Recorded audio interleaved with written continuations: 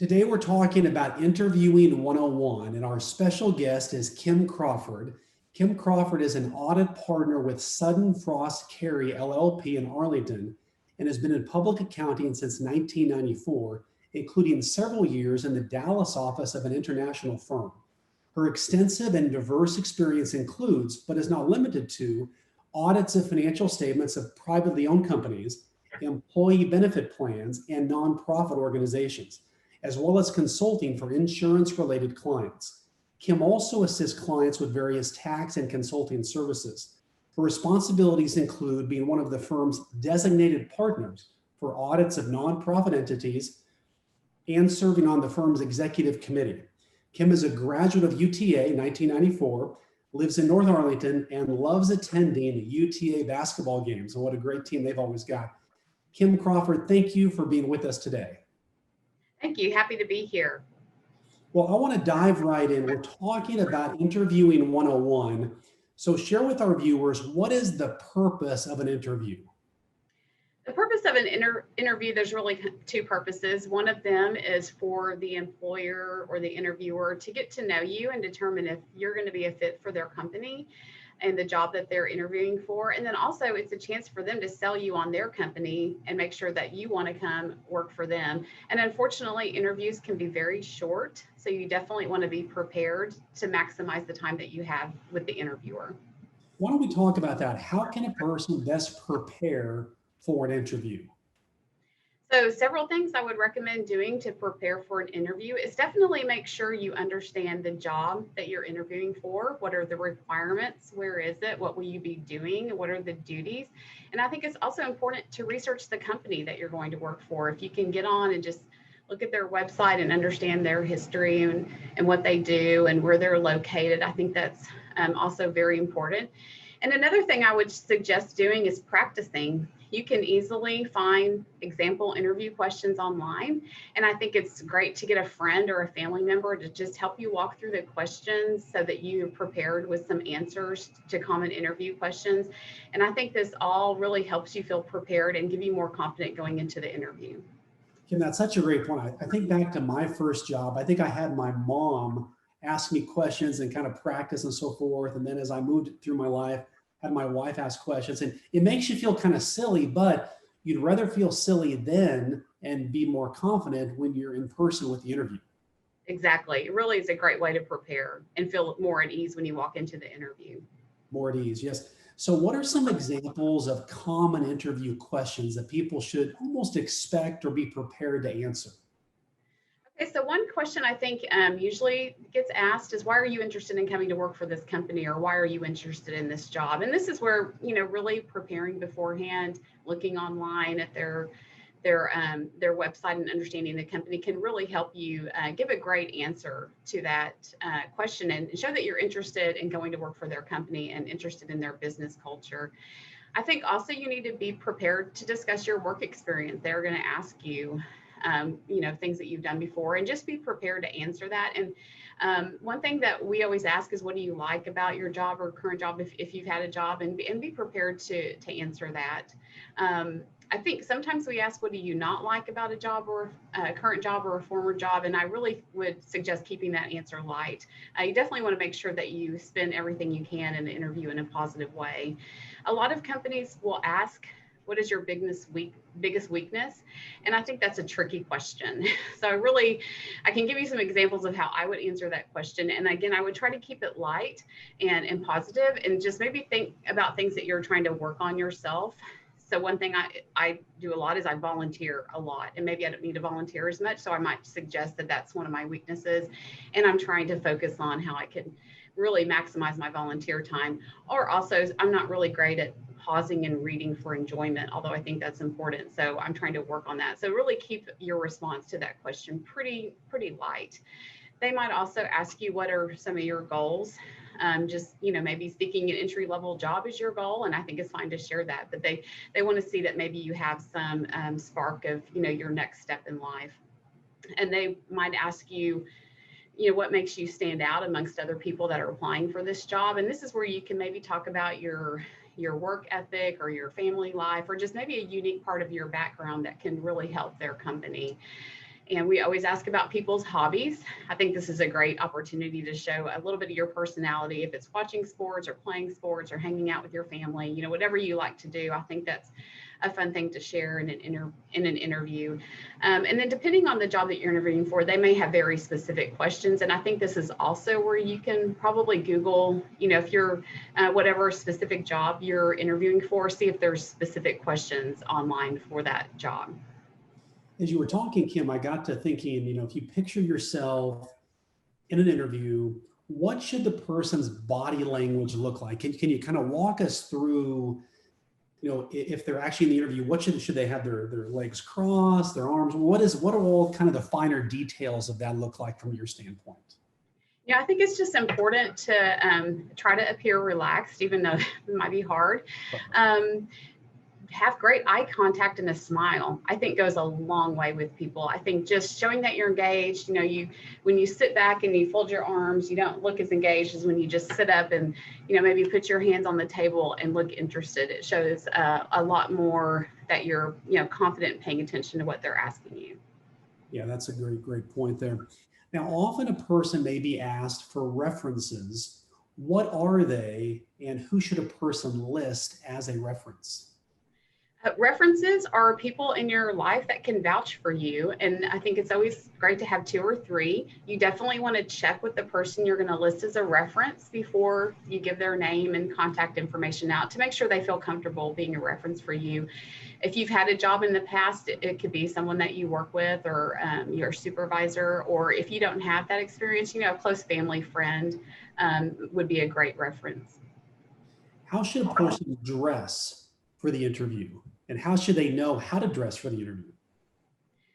I think, you know, really you want to maybe if you can find online what people typically wear to the job that you're applying for, and then maybe try to, what I do is take it one level above. So if your job is wearing or is going to allow you to wear jeans and a t-shirt, then maybe you want to wear jeans and a button-down shirt, or khaki pants and a button-down shirt. That's an example for guys. So maybe just try to step it up just one level if you can. You definitely want to have clean clothes and pressed. And what I like to recommend that people eliminate what I call distractions. So things that can be, you know, distract from really your answers in the interview. These are things like, you know, too much jewelry or too much makeup, or your hair isn't trimmed, or your beard's not trimmed, or you know, you have chest hair hanging out or cleavage, you know, or body piercings. You just want to try to eliminate that. And I know every job has different requirements, but again, the point is just to not have something for them to focus on other than you responding to their questions. Yeah, that's such a great point. I'll share a personal story too, Kim. I interviewed a person one time, and you know, at our office, it's suit and tie. Well, she came in a t-shirt and jeans. And she said, "Hey, it's casual day at our office today, so I came and interviewed in this." And it really put her at a disadvantage because I thought, well, that's fine what happened at your company, but right now, that's not how we dress. And we actually ended up not hiring her, other factors as well. But it caused us to have a negative first impression as opposed to what you're talking about, how to create a positive first impression. Yes, absolutely. So what should a person bring to the interview, and what would you suggest they do during the interview? Should they be taking notes, just listening? What does that look like to really show that the person's engaged in what's happening? I think it's important to bring a notepad and a pen, something to jot down notes. You know, when you're nervous and you're in a situation and people are talking, sometimes you don't remember everything. So you definitely want to remember if they're really giving you detailed information about your job and the benefits. You want to make sure you write that down. I would come with a list of questions to ask them. I would bring your references if you have some written down, if you can, to hand to them. And also, if you happen to have a resume or a transcript or something that you want to share, I would bring copies of that also. That's good. All right, so let's go back. We're going to take a step back here. So let's say, walk us through, Kim, if you have any insight on this, of when a person pulls into the parking lot of the place or the office they're about to interview, what should they be thinking and what should they do from the moment they step out of their car to the time they actually meet the person they're going to be interviewing with? I think it's just really important to be friendly to everybody on the way into the interview. try to be there early so that you're as relaxed as you can. If you're running late, it's just going to make you more uptight going into an interview. So get there early, and just know that anybody that you meet along the way could be your potential employer. You don't know if you're walking into a large business who you're actually going to be interviewing with. So I think it's important to just be friendly to everyone in the parking lot, the receptionist, in the elevator, wherever you're going. Just be friendly and smile and try to appear relaxed and take deep breaths. Yes, yeah. Yeah, it's funny. That's the game I would play also is, I can often see in the parking lot from my office. And so I've actually watched candidates, not knowing who they were, pull in. I had one lady who actually parked in the handicap spot and came up to the office, and clearly she wasn't disabled. And we even asked her about it. And she's like, oh, I was really, I'm so embarrassed. Well, keep in mind, everything you do these days, people can see them. And so it's very, very important to have a positive first impression. And Kim, if I can kind of go off script a bit, think about good interviews that you've had, or also bad ones. What are some of the things that people have done or said in your interviews with them that have caused you to have a negative or a positive first impression of them? Well, and just that's a great question. And just kind of to lead off of that, I think, I would just not say anything negative in the interview. It's not a time for you to say something negative about a job you used to have or a place you used to work. I mean, just keep it as positive as you can. There's no reason really to do that. I think, definitely be on time. I've had people show up late. That doesn't start. It's not a good way to start. Be dressed. Don't have any distractions, come prepared. And I think really just have a list of questions to ask for the interview also is a great thing that I've had people they want to know how I got to my point in my job. What are my hobbies? What do I like about where I work? Really come ready to ask those questions. I think shows that you have a lot of interest in the job. Yes, that's good. How do you handle, I know today, especially younger folks will tend to say, look, I want to have your job in 1 year or 2 years. How do you respond to that? And how do you judge that type of an answer? I think it's always a great thing to ask. How did you get to where you are? Or what do I have to do to get to your job? Shows ambition. And I think really, the employer is going to give you step by step, this is how you can get to, or this is how you can move up in the company. And I think that's a great question to come prepared with is how can I move up in this company, or what can my next job be? What traits are you looking for in me in my first year working here to where I can move up in the company? Yeah, it shows initiative, and it shows that people are wanting to move ahead. Now let's shift gears a bit. Some of the concerns that people may have watching this when it comes to the interview are, what if I don't have any previous work experience? How should I handle that when I'm asked about it?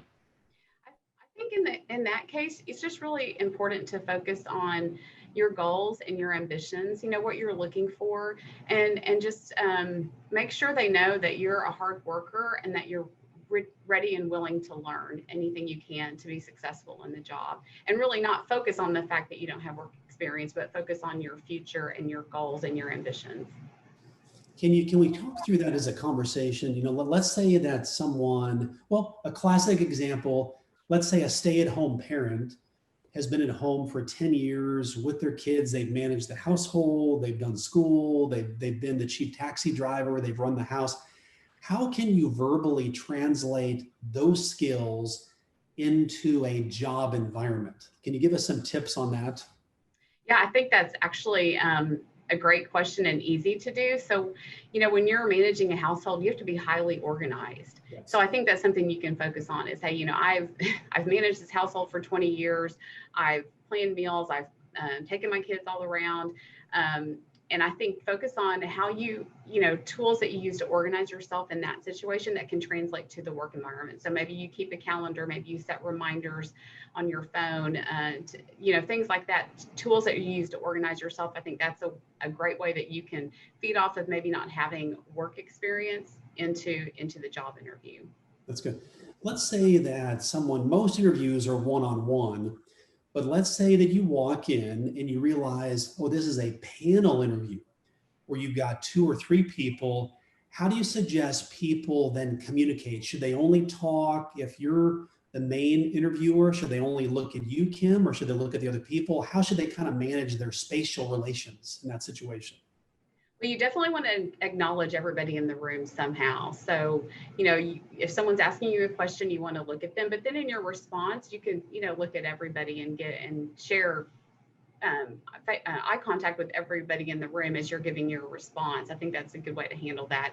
And then make sure if you have a specific question, maybe you address somebody other than the main interviewer in the room that, might be a good way to bring them into the conversation. But you definitely don't want to just focus on one person. I think it's important. And I've been in that situation before where I've had, maybe 3 people and we're interviewing one person. And it is a little off-putting when they don't ever look at anyone else in the room. So you definitely want to around and acknowledge everybody that's there. Yeah, that's good. That's good. Now, often at the end of the interviewer will ask if the person has any questions. How do you recommend they respond if they're asked that question? I would just definitely have some questions prepared. And I think this is actually one of my most favorite parts of an interview because I love seeing what people want to ask. And they're usually pretty normal questions about the job. How do I advance in this job? What kind of training can I expect on this job? What kind of benefits are there with this job? I think it's also a great time to ask, how did you get to this point in your career? What do you like about this? Or even how do you describe the culture of this company? And I feel like there are probably questions online that you can Google to bring to an interview, but I would definitely be prepared to ask some questions. And I really like that because to me, it shows that the person we're interviewing is interested, not only in our company, but in us as people. That's good. What about if someone asks a direct compensation question? Is that a good question, or do you have more of a negative viewpoint if they're asking about money in the first interview? I think it probably depends on the job. If they have not posted the pay rate for the job, I probably would not bring that up in the first interview. You don't want it to be all about the money because sometimes the opportunity can outweigh the money. So I probably wouldn't bring that up until maybe you get to the next round or another interview.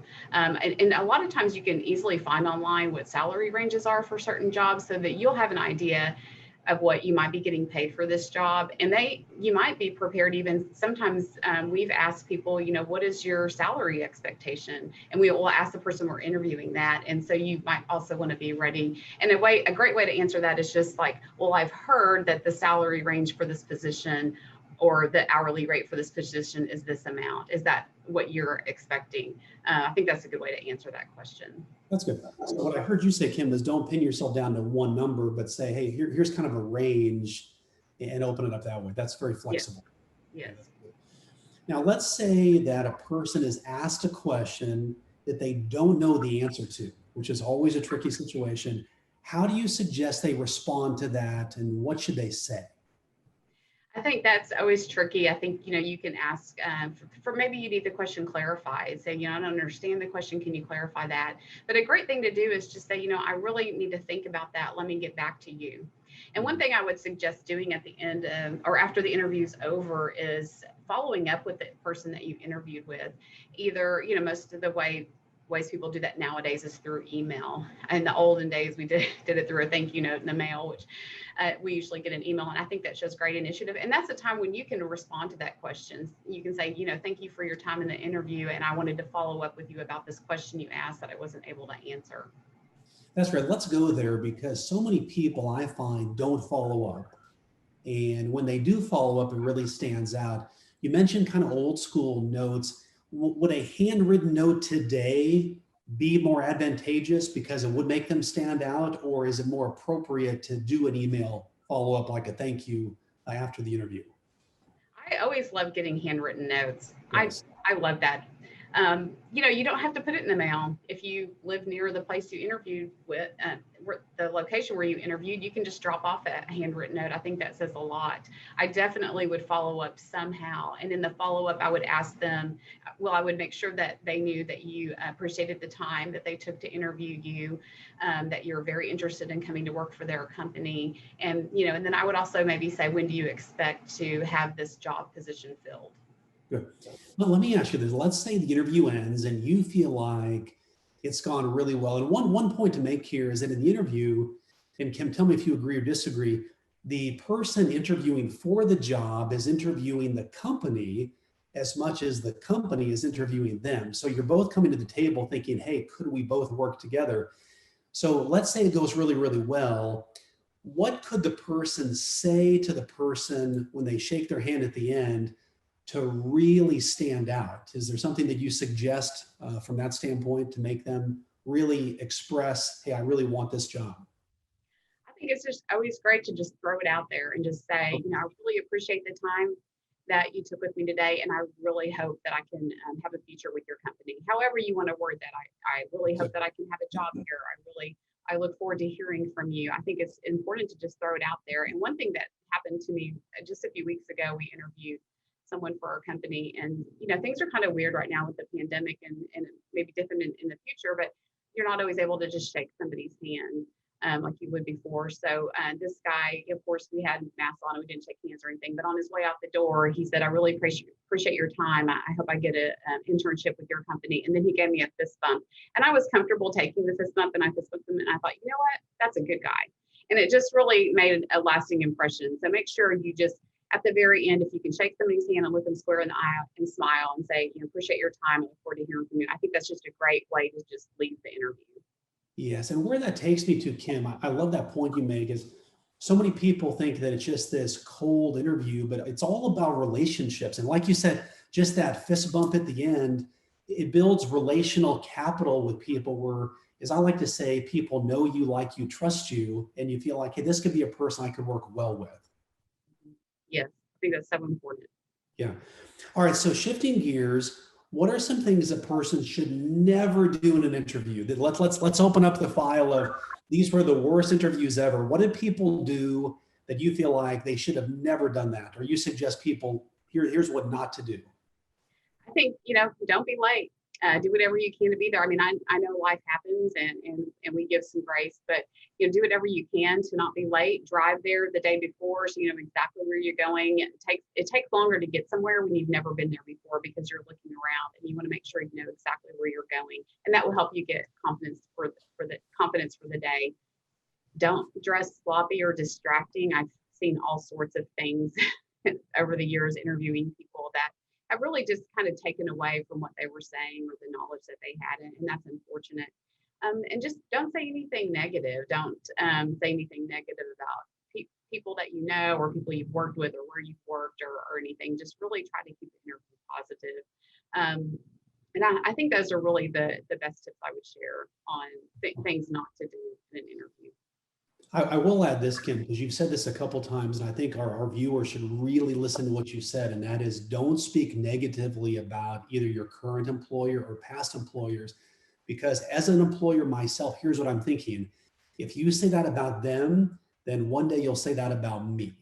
And so people personalize everything that you say, because keep in mind, as they interview you, they're asking, can I put my name to you and be proud to have you part of my organization? So I love what you said there. So let's shift gears. You mentioned COVID because that has changed things.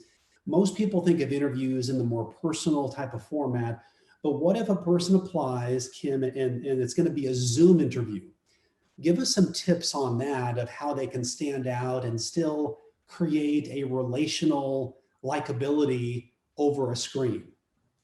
Well, I think it's definitely applies the same way, the way that you dress, have your hair trimmed, have your beard trimmed, everything still needs to be the same if you're on camera. You need to practice your camera, turn on your camera, videotape yourself just talking. How does it look? How does the lighting look? You don't want to have a really dark background and then your face all lit up, or you want to make sure the lighting is not distracting you. Again, this is all about not having distractions to take away from you shining in the interview. Try to have a good background. Virtual background if you need to, it's fine. I would keep it pretty generic. I wouldn't maybe call out your favorite sports team or something there. I would do something pretty generic. But pay attention to what's in the background. You may not want your liquor cabinet in the background of your Zoom meeting. I actually had to clean off my desk right now for this video because I just had a bunch of papers here and I thought that might be distracting. So I think it's just really important to pay attention to what's going on. You don't want them to have something to focus on in the background. Yes, that is such a good point. There's, especially in the Zoom world, there's so many things that happen behind you that cause people to be distracted and not have a positive first impression. So, well, the last question for you, Kim, obviously the job market is a little bit tighter right now. are there any creative ways? Let's say that a person applies for a job, but they don't hear from anybody. Are there any suggestions that you would have to stand out to then be called to get the interview in the first place? I think, really just contacting someone. If you've applied for a job and you haven't heard anything, and you can find their HR contact online on their website, a lot of companies will list their team members on there. If you can find out somebody that works in HR, I think it's fine to directly email them. Maybe you've applied through LinkedIn or some other format, but then you can also go to their website and try to find somebody that's maybe in charge of hiring and contact them personally. And I think that stands out because to me, it shows that you took an extra step to get to that interview. That's good. Yeah, these days I agree. I think initiative right now wins extra points, and better to have somebody view you as almost overly initiative and aggressive than, boy, the person didn't really have much interest at all. So yeah, that's great. Absolutely. Well, Kim Crawford, Interviewing 101. I hope all of our viewers really benefit from this. Kim knows her stuff. She's a respected professional in the area, and use what she's talked about, and you're likely to get closer to getting that job that you want. So Kim Crawford, thank you for joining us today. Thank you, Derek.